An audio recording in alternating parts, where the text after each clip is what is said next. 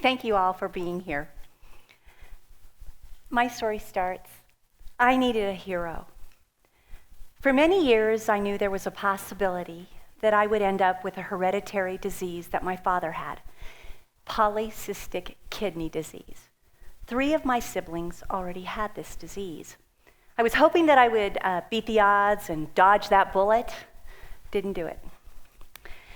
I'm going to show you a picture of a normal kidney and what my kidneys look like. So if you don't want to see it, it's kind of graphic. Close your eyes now. And there you go. So this is my kidneys over here. That's a normal-sized kidney.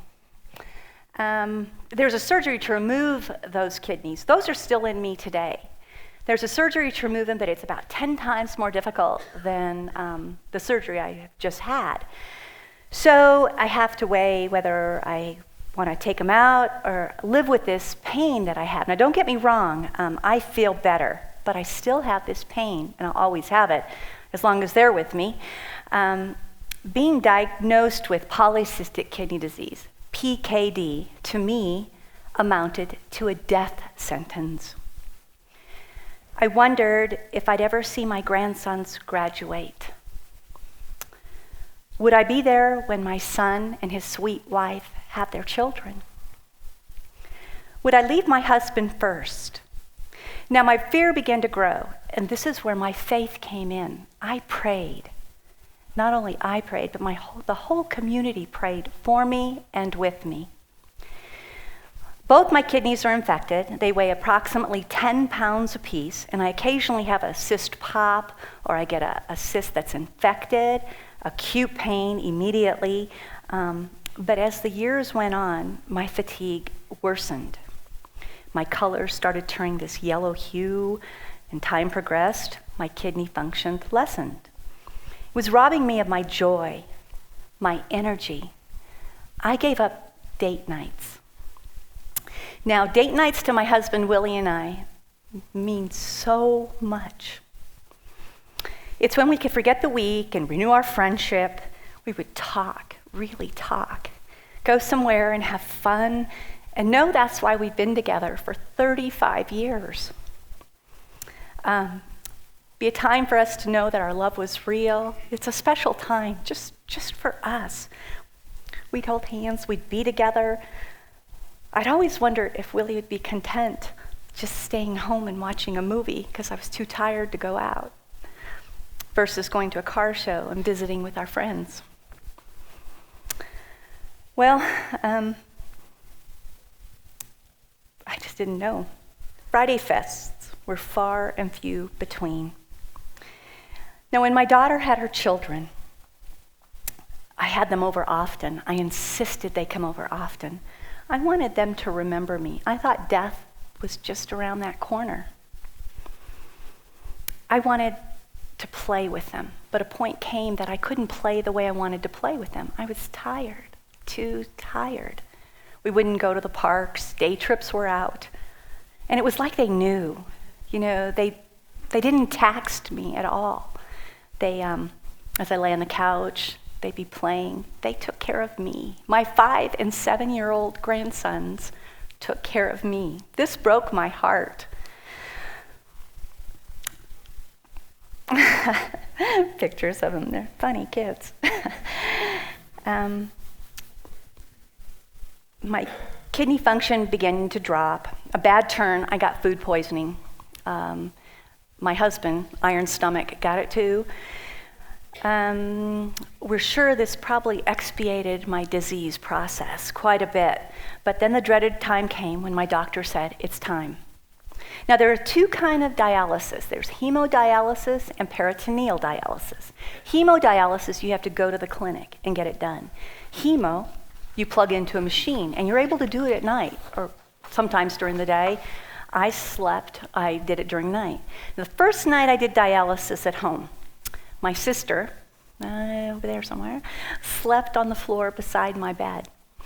We were scared. In case something would go wrong, I knew I had to back up. But both of us were scared. We didn't know what would happen if something really did go wrong. The fluid would fill inside my peritoneal cavity, and like osmosis, all the toxins and poisons would go over, and then it would drain. And that happened about a cycle of 3 or 4 times a night. Now, I had to be home at a certain time every night if I wanted to be at a morning meeting on time, or if I wanted to be at work on time. So oftentimes, my husband, he works nights. So I was home alone. That's when the devil took his pleasure with me. My fears began to grow. I was scared all the time. My daughter and my son-in-law saw this in me. So they gifted us with a rescue dog, Dexter.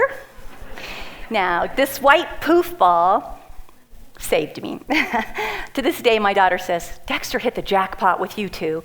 Let me tell you why she says that. Well, Dexter would sit on my lap when I dialyzed or sleep next to me. He was always with me. He's still my companion today. He thinks he's a person. On Sunday morning, he sits right between us during breakfast, and he battles my husband for the bacon, and he's just my friend. But I'm ashamed to say when my son comes over, my daughter comes over, I tell Dexter, your brother's here. Come on, let's go see your brother. So as my health continued to decline, I knew I needed help. And it's hard to ask for help, but I knew what the alternative was.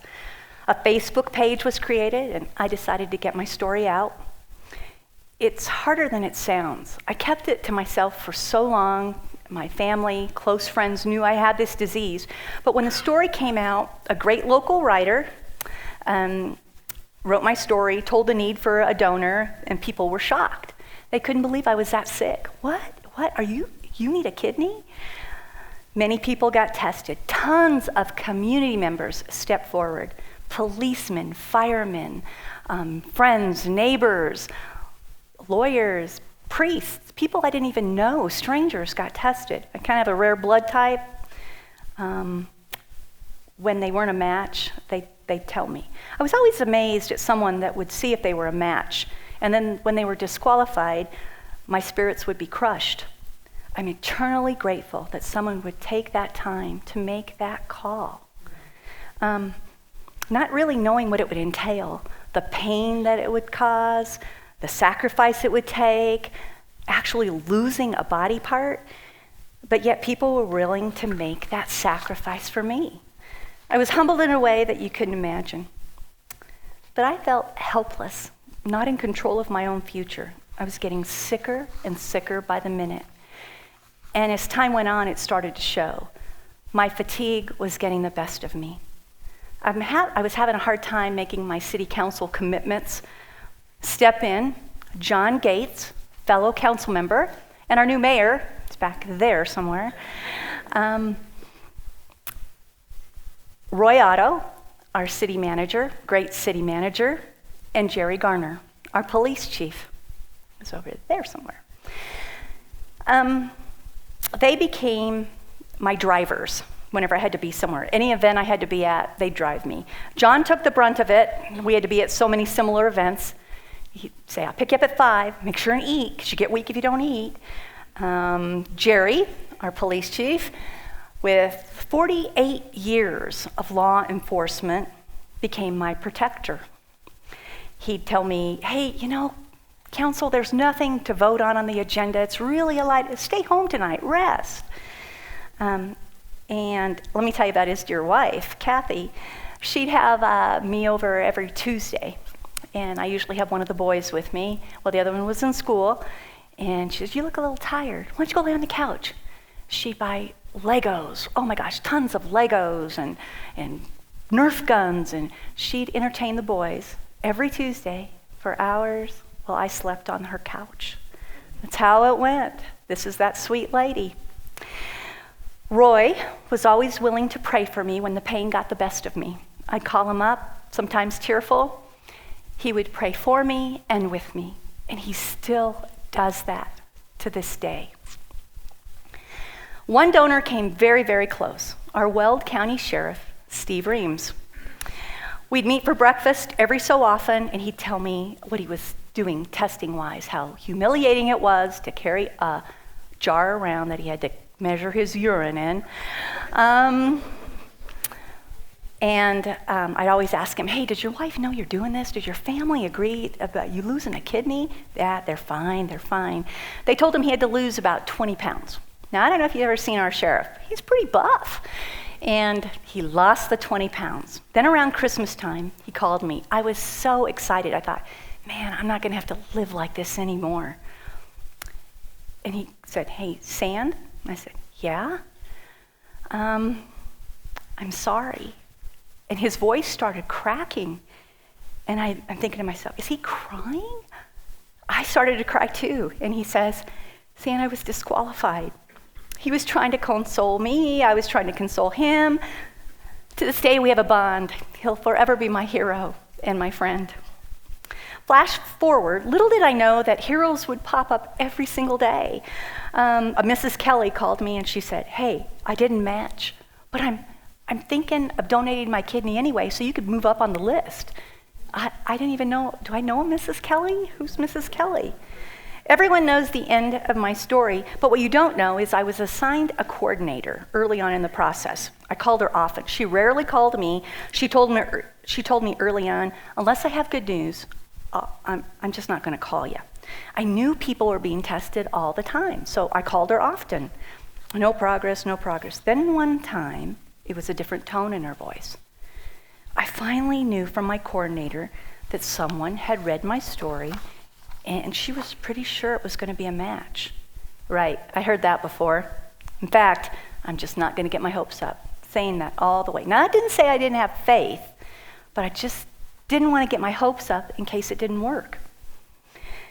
I didn't want to be crushed again when people don't match. It was disappointing to them. They'd call me, they were sad, they'd cry. I'd start crying, so I wasn't sure I wanted that. I had to learn to starve my fear that was mounting inside me and feed my faith. And then a call from my best friend, Chief Garner. Hey, are you going to go to the success breakfast this morning? I'll go pick you up. Just be ready. Chief, I can't make it. I'm so tired. Oh, don't worry about it. I'll give you regrets. I'll call you after. Great.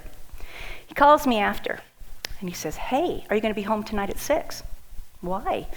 Well, I met someone, and your donor wants to introduce themselves to you tonight. And I what? What did you just say? I'm freaking out. Huh? Who is it?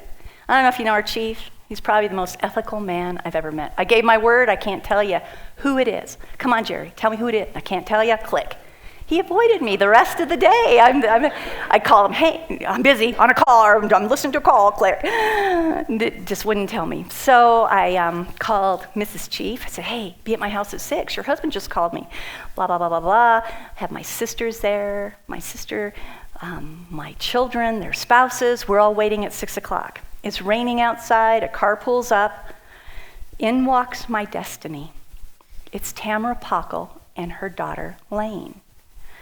Immediately, I know it's Lane. I met Lane in the first grade. I had earned a black belt in American Kempo karate. The first grade teacher knew that I taught children sometimes to increase our confidence. She said, I have this shy little girl in my class. Can you teach her some karate just to get her confidence up? Sure. So I taught Lane a couple moves. She was happy, beautiful little girl, went on her little way, blossomed into a beautiful young lady. And it was Lane. We parted. She read my story, talked to her mom, and said, hey, Mom, I'm going to test for this. All along, she kept thinking, it's a God thing. It's a God thing. I know I'm going to do this. She tried to prep her parents for the moment when she knew that she was going to be a perfect match. Our bond was instant. The first words out of my mouth was, you're nuts. And then reality sunk in. How could I let someone endanger themselves? Giving to me, I couldn't let her. I talked to Willie, we can't do this. What if something went wrong? What if during the procedure she dies? How could I live with that? She's 20 years old. She should be out in college, enjoying parties, meeting people. My grandsons made this decision for me. Mima, Lane is so pretty. We love her so much. She's going to save you, Mima. She's our new favorite superhero. I said, yep, she's mine too. We talked every night, and still to this day we talk and text. I'm going to show you a quick video that Dan England and Josh Polston shot. My story's just beginning. I have a new lease in life. I feel good. I have a great energy about me. It's true, they say, you never really know how sick you are until you feel good. I feel great. In fact, I have a joy in me that you just can't explain. This pretty lady in the video, my hero, my lifesaver, the girl that had the audacity to say yes. I want you to know that you all can be part of this story too. You can be heroes. Sign those driver's licenses. You can save up to 8 people with your organs. You can't take them with you.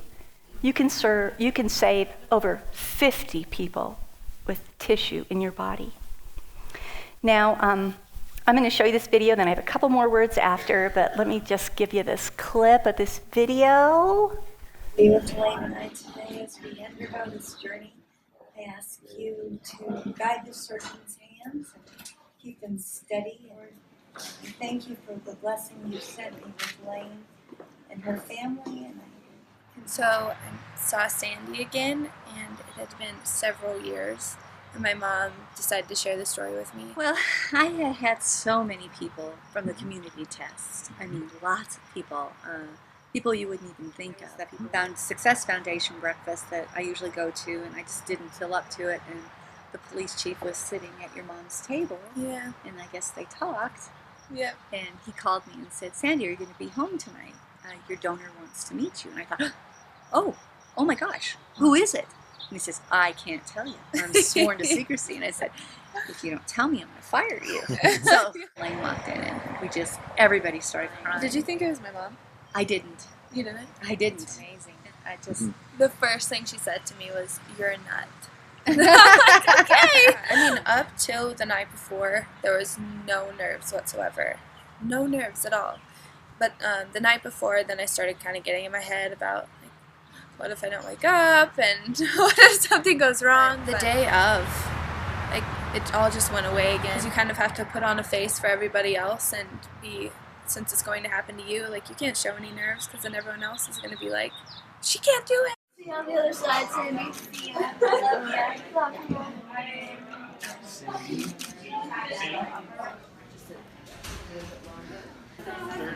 It was just miraculous to see her there. And it was put on my heart to do it. It's probably my biggest reason.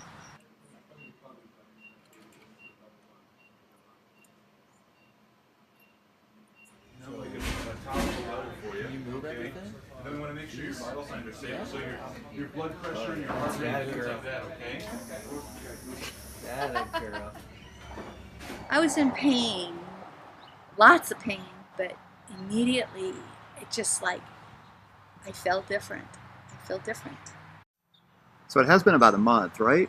May 31st, yeah. Yep. So how do you feel now? You first. Normal.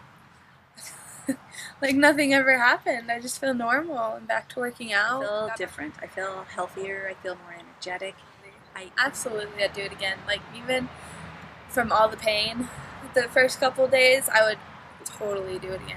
Be able to influence people like that and be able to share my story and maybe mentor other people that want to go through this.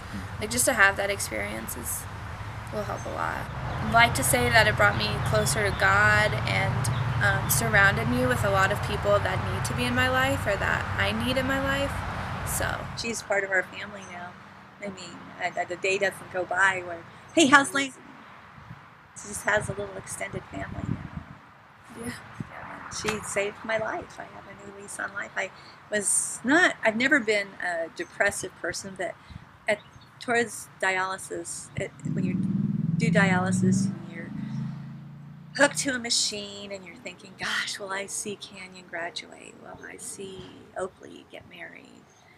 I just don't think I can do this for 5 more years. My brother had done it for 5 years. This is just be ashen color, and I'm sorry I can't go, Willie, to dinner with you tonight. I'm tired. And all of a sudden, hey, let's go to the Stampede to eat. Hey, let's do this, let's do that. Or just a new lease on life, and Lane gave me that. Without Lane, I would have surely died sooner than expected. So my story is just beginning, like I said. Here is my hero, forever and always, Lane Pockle.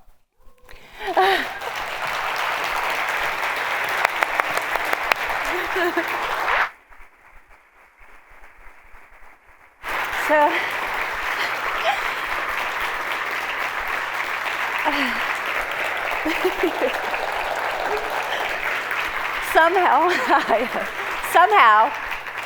somehow it feels really natural having her kidney right next to her, don't you? Kind of hugged. Come on out. Come on over here.